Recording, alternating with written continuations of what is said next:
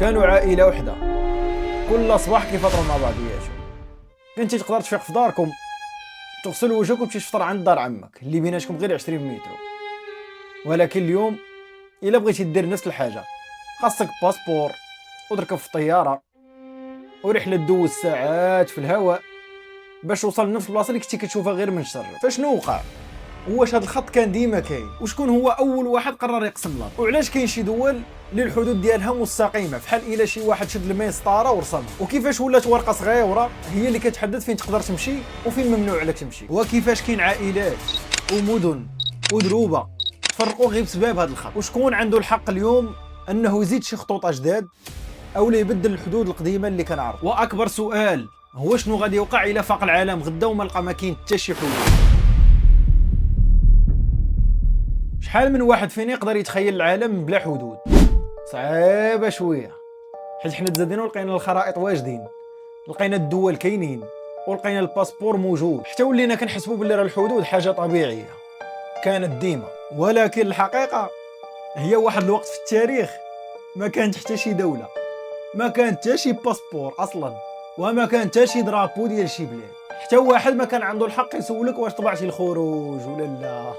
كان الانسان ببساطه كيشد طريقه وكيمشي، كان عايش بالماء، البلاصه اللي لقى فيها الماء كيجلس، كيتقادى الماء كيمشي، لقى فين يصيد كيجلس، تقادى الصيد كيمشي. ما كان حتى شي جندي ولا شي واحد كيقول ليه وقف فين غادي. ببساطه الفكره كامله ديال الارض والحدود كانت مازال ما كايناش.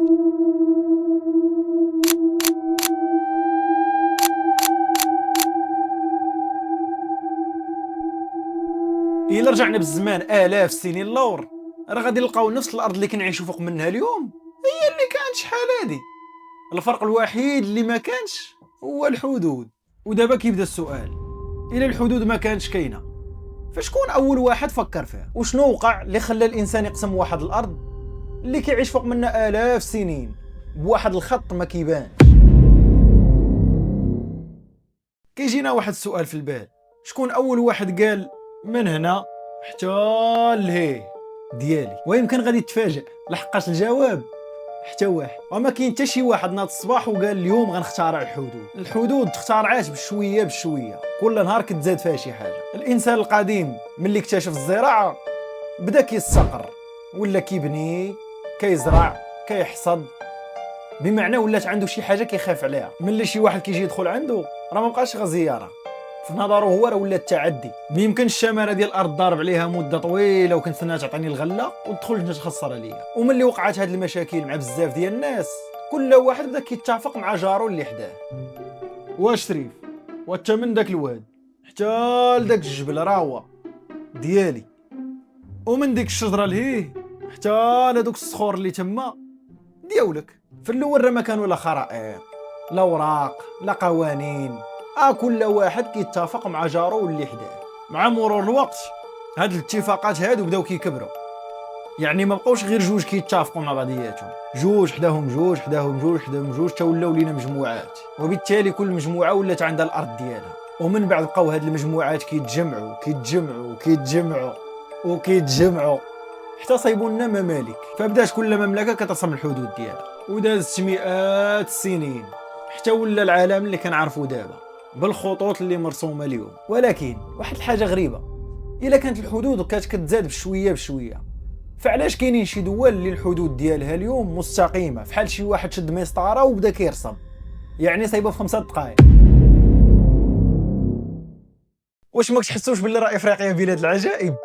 كاينين واحد الحدود راه بحال الا شي واحد شد شي مسطره وبدا كيفصل ويخيط ويرسم. الحدود اللي مرسومه ما تابعه لا جبل لا واد لا غابه لا تضاريس والو، خط طويل. ولكن واش بصح كاين شي دوله اللي الحدود ديالها طبيعيا دايره هكا بصح؟ والجواب هو لا. لحقاش هذوك الحدود اللي مرسومين تما ما رسموهمش الناس اللي ساكنين تما، ورسموهم واحد الوحدين اخرين بعاد عليهم بالاف الكيلومترات. في 1884 تجمعوا اقوى الدول ديال اوروبا في هذيك الوقت، تجمعوا سيادنا في مدينه برلين، ماشي باش يحلوا مشاكل افريقيا، لا حاشا ولله، تجمعوا باش يقسموها بيناتهم. جمعت لينا سيدي ماما فرنسا وبريطانيا وبلجيكا والمانيا والبرتغال، وبداو كيفصلوا ويخيطوا لينا في هذيك افريقيا. عرفتي بحال شي واحد معروض لشي انيفرسير وملي كيدخلوا كيمحمر في شي طرف ديال الحلوى باغي بحال هكاك طرا مع الافريك في هذاك المؤتمر. وها بيناتنا عرفتي المشكل فين كاين؟ ما كان حاضر حتى شي افريقي في هذاك الاجتماع، يعني قاره تحدد المصير ديالها بلا ما يحضر حتى شي واحد من السكان ديالها. القبائل اللي قلنا قبيله تجمعات بشويه بشويه وبقاو ساكنين مئات السنين مع بعضياتهم، اتفقوا واحد الصباح لقاو راسهم كل وحده في دوله مختلفه، وشي وحدين اخرين اللي لا علاقه لهم ببعضياتهم لقاو راسهم في دوله وحده. وهاد الخطوط هذه اللي ترسمات في برلين بقلم فوق ورقه راه ما كانش غير خطوط عاديه، راها كانت سبب في مشاكل وثورات وحروب اهليه اللي باقي كنعانيو منها لدابا. ويمكن اغرب حاجه هي ان بزاف ديال هذوك الحدود وبقى هي نفسها حتى لدابا، ما تبدل والو في اكثر من 120 سنه. يعني ان اجتماع واحد ما دارش في افريقيا ولا علاقه ليه بافريقيا كيأثر على حياه الملايين ديال الناس وسط افريقيا. الا كنتي كتظن باللي الحدود غير خط في الخريطه فغاصبر معايا دابا غتبدل رايك، حيت كاين شي بلايص في الواقع كيخليوك تشك باللي واش هادشي بصح ولا غير فيلم. على سبيل المثال كاينه واحد المدينه ما بين هولندا وبلجيكا سميتها بارل. هاد المدينه هادي الحدود كدوز من وسطها، ماشي عليها ولا جنابها ومن وسطها، لدرجه كاينين شي ديور اللي الصالون في هولندا وبيتنعس في بلجيكا، وكاينين شي محلات تما الباب ديالهم هو اللي كيحدد اين دوله غتباع. الا كان الباب في هولندا فرا المحل هولندي، اولا كان الباب في بلجيكا راك تابع لبلجيكا. الا قدر الله فكرتي تعاود الديزاين ديال المحل شي نهار وفكرتي تحول الباب غير متر من بلاصتو فراك غتولي تابع لدوله اخرى بباسبور جديد، بوليس جداد، نظام ضريبي اخر. تخنع لكم الله واش ماشي التخربيق هذا. دابا نطلعوا لبلاد العم صام، ما كاينش شي تخربيقه في التاريخ ما كتكونش ميريكان داخله فيها باش نكونوا واضحين. اي معضله اي حاجه في التاريخ غادخل ميريكان وقلب على شكون معاه. اسيدي كاينه واحد المدينه سميتها ديربيلاند ما بين ميريكان وكندا، الحدود ديزا من وسط مكتبه. يلا قايد معايا السي بالهاج، راه الا كنتي جالس كتقرا في شي كتاب ونضتي بدلتيه فراك مشيتي جبتي كتاب ثاني من دوله اخرى. الو وعشيري انت فين مشيتي يا صاحبي؟ لا تحركش لكندا للطواليط ورجع دابا عندي، وانا باقي في ميريكان كنقرا في الكتاب اللي خليتيني كنقرا فيه. انا راجع لميريكان دابا نكملوا داك الكتاب اللي بقى. والبومبيه الا شعلت العافيه خاصهم يديروا واحد الاجراءات معينه باش يدخلوا يعاونوا ويدفعوا العافيه. وتحراق انت ولا تشوط ودبر راسك صبار نعمروا هذا الفورمولير هذا غادي نجيو نطفيوك. وانت غصبر معايا السي بالهيس، راه كاين مكسر. كاين واحد الاوطيل سميتو اربيز ما بين فرنسا وسويسرا، والاوطيل وحرفيا مبني فوق الحدود. يعني ملي كتكون ناعس في الليل كيكون راسك في فرنسا ورجليك في سويسرا. واش ماشي الالحاد هذا؟ مازال ما ضركش راسك. يلا بقى معايا راه غنقول لك واحد التمجنينه دابا هربان على هذا الشيء كامل. كاين واحد المطار سميتو بازل مولوز فرايبورغ. ها انت قيد معايا السي بالله، هو راه في الواقع كاين في فرنسا ولكن في الوراق كيدخلك ديريكت لسويسرا وكيضرب بريكولات مره مع المانيا. يعني مطار واحد خدام في 3 دول. هاد الامثله كاملين كيوريوك باللي راه الحدود ماشي ديما غير حيط ولا سلك، هما راه غير خط مرسوم فوق الارض. ولكن هاد الخط راه يقدر يبدل القانون اللي كيحكمك، الضرائب اللي كتخلص، الشرطه اللي كتقدر توقفك، وحتى الجنسيه اللي غادا تولد بها ويكون عندك باسبور ديالها. فاذا كان هذا الخط قدر يدير هذا الشيء كامل فشكون اللي عنده الحق انه يرسم هذا الخط او لا يبدلو او لا ينقص شي خط ويزيد شي واحد اخر؟ تخيل معايا شي دري صغير كيلعب وشد الفاخر ورسم شي خط في الارض وسط الدرب، فهمتي، وسط الشانطي، وقال لك راه من هنا لهي راه دوله جديده. غادي تموت عليه بالضحك. علاش؟ حيت انت عارف وكاملين عارفين بلي راه ماشي اي واحد يقدر يقول هذه الكلمه ولا يدير هذا الخط هذا. ولكن دابا كيجينا واحد السؤال، الا ما كانش اي واحد فشكون؟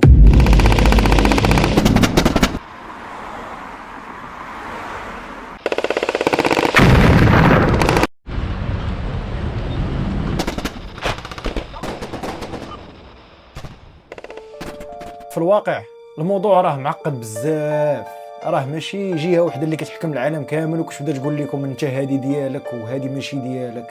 فهمتوني؟ الحدود غالبا كتبدل 3 ديال الطرق. الطريقه الاولى الاتفاق هي ملي جوج دول كيجيو يجلسوا كيبداو يتفاهموا، الخط غيدوز من هنا وما غيدوزش من هنا حتى كيتفقوا وكيسينيو عليها وسالينا.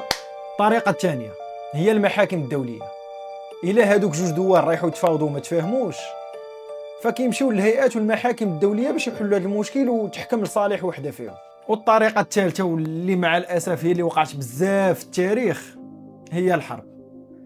من مورا اي حرب الدوله كتدخلها بحدود وكتخرجها بحدود اخرى، سواء كانت رابحه ولا خاسره. الحرب ربحات كيتزادوا، خسرات كيتنقصوا. وشوف غير في اوروبا، راه قبل 100 عام راه ماشي نفس الخرائط اللي كانوا دابا.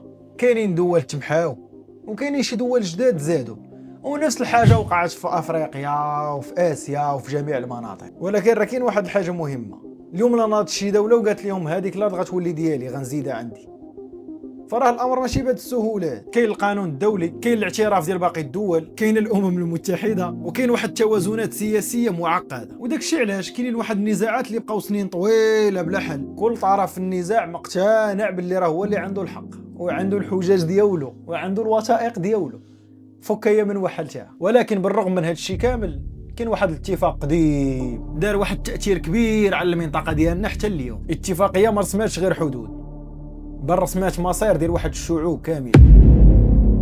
كاين شي خطوط وداروا شي اتفاقيات اللي حنا ما عندنا بهم حتى علاقه، ولكن دار واحد الاتفاق في واحد الغرفه مسدوده ما دخلها حتى واحد، وداك الشيء ما عرفو حتى واحد.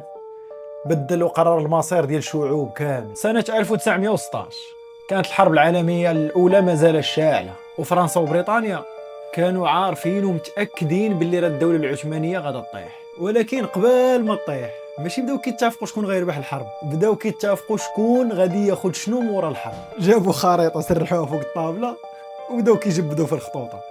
هاد الشوكه ديالي، هاد الفرصاده ديالك، بهاد البساطه، بلا ما يشوفوا الناس اللي ساكنين تما، بلا ما يشوفوا الاعراق اللي كاينه تما، بلا ما يشوفوا الديانات، بلا ما يشوفوا القبائل. المهم كل واحد ياخذ طريف الحلوه ديالو. وهذا الاتفاق كان تسمى سايكس بيكو على سميت الدبلوماسيين الجوج اللي تفاوضوا عليه، البريطاني مارك سايكس والفرنسي فرانسوا جورج بيكو. والسطاج الاخر هو هذا الاتفاق ما كان عارفه حتى واحد حتى من بعد عاد تسرب. وتخيل معايا الصدمه، كانوا جنود كيتحاربوا، خدامين كيدافعوا كيقاوموا كيضحيوا على قبل بلادهم، وكانوا وحدين بعاد حاطين خريطه قدامهم وشادين السيلو كيفصلوا ويخطوا فين غادي يعيشوا ولادهم وحفادهم. بزاف ديال الحدود اللي كاينه في الشرق الاوسط اليوم الجذور ديالها تابعه لهذا الاتفاق.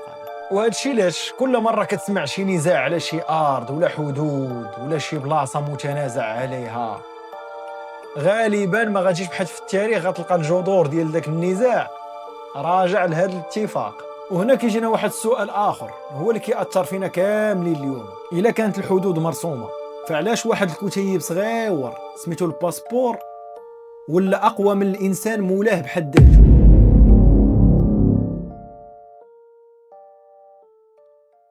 تخيل معايا السي بالهيش واحد الموقف، انا وانت واقفين قدام واحد الطياره، عندنا نفس البي وعندنا نفس الفلوس وغاديين لنفس البلاصه، ولكن راه ملي غنوصلوا للسلوم ديال الطياره باش نطلعوا انا غادي نركب وانت لا. علاش؟ وعلاش يا صاحبي؟ حيت بكل بساطه الكتيب اللي في جيبك ماشي هو اللي في جيبي، اللي هو الباسبور. ولكن واش عمرك وقفتي وسولتي راسك كيفاش كتاب صغير فيه واحد بضع ورقات كيولى كيحدد فين تقدر تمشي وفين تقدر تجي؟ الجواب ببساطه حيت ماشي الباسبور هو اللي عنده القوه كاينه في الاعتراف اللي من مورا داك الباسبور. مثلا الا عندك باسبور ديال الجابون اولا ديال سنغافور مثلا، راهم يقدروا يدخلوك لاكثر من 190 دوله تقريبا.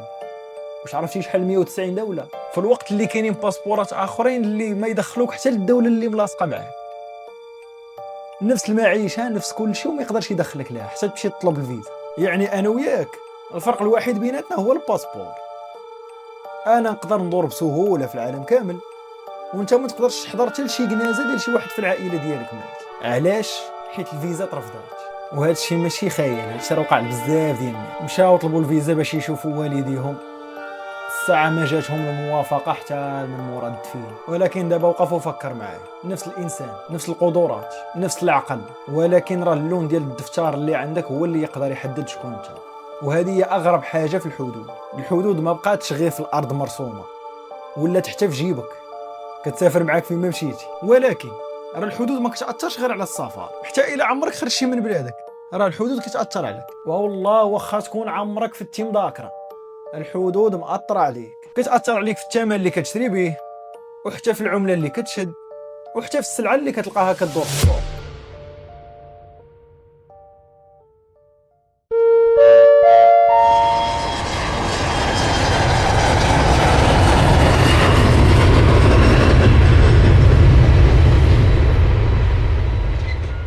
واش الحدود كتهم غير الناس اللي كيسافروا؟ الجواب طبعا هو لا. حتى الى عمرك خرجتي من بلادك فرا الحدود كتبقى تجيبك كل نهار. ناخذ كمثال واحد السياره، نفس الموديل، نفس اللون، نفس العام فاش خرجات، راه الثمن باش كتباع في بلادك ماشي هو الثمن اللي كتباع في البلاد اللي حداك. علاش؟ حيت ملي كتوصل للحدود راه كتزاد فيها الضريبه والديوانه وقوانين الاستيراد. وهذا الشيء راه ماشي غير في الطوموبيلات، هذا الشيء راه في التليفونات، في الحوايج، في الادويه، وحتى في الماكله. وترى كاين شي مدن حدوديه اللي كتوصلهم نفس السلعه ولكن هنا بثمن وهنا بثمن، لدرجه ان الناس ما بقاوش كيشريو من المدينه اللي ساكنين فيها، كيمشيو اي حاجه يشتروها من البلاصه الاخرى اللي حداهم حيت الثمن مختلف في جميع السلع. وهذا الشيء علاش اصلا كاين التهريب، الناس كتشوف نفس السلعه وبثمن ارخص من اللي عندك في البلاد. علاش؟ حيت ما مخلصاش الديوانه والضريبه وقوانين الاستيراد، سلعه مهربه. يعني حتى التهريب راه ما تزادش من الفراغ، راه تزاد حيت كاينين الحدود. والحدود دارت لنا فرق حتى في العمله. تقدر تكون خدام وكتشد صالير ديال نفس الرقم اللي كيشدو واحد اونفاس معاك في الجهه الاخرى الحدوديه، ولكن راه ما خديتوش نفس الرقم بنفس العمله. يعني القوه الشرائيه كتختلف. يعني ان الحدود ما بقاتش دايره غير الفرق على الخريطه، فبدلات الاقتصاد كامل. وغادي يوصلنا هذا الشيء لاهم سؤال في الحلقه: الى شي نهار هاد الخطوط اللي في الخريطه اختفاو فشنو غادي يتبدل؟ تخيل معايا غدا نفيقوا مع 8 الصباح ونلقاو الحدود كامله اختفات، لا اسلاك عازله، لا نقاط تفتيش، لا جمارك، لا باسبور، لا فيزا، والو. كل شيء اختفى. رجعات الارض كيف ما بدات في الاول. في الاول غتبان لنا فكره زوينه هذه، بنادم يقدر يمشي فين ما بغى، يسكن فين ما بغى، يعيش فين ما بغى، ياكل اللي بغى، يجلس فين ما بغى، فين ما ارتاح. والعائلات اللي فرقاتهم الحدود غيعاودوا يتجمعوا. هادشي زوين بطبيعه الحال، ولكن راه في المخيله ديالنا.